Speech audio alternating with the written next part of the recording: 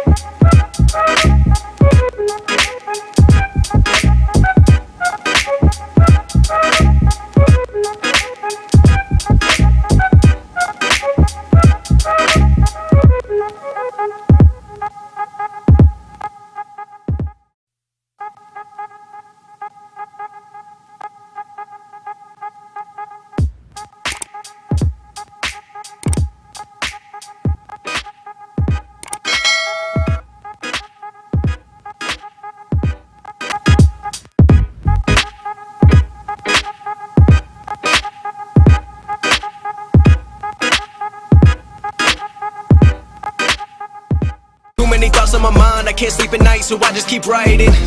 I don't need opinions, so don't waste my time then. I just been living online, my city don't show me no loving, that's fine. Fuck local radio stations, I got more plays than all of these rappers combined. I'm going again, I've been going in. I'm fed up with so many things, I gotta just let it all out. I'm talking about the shit they've been talking about.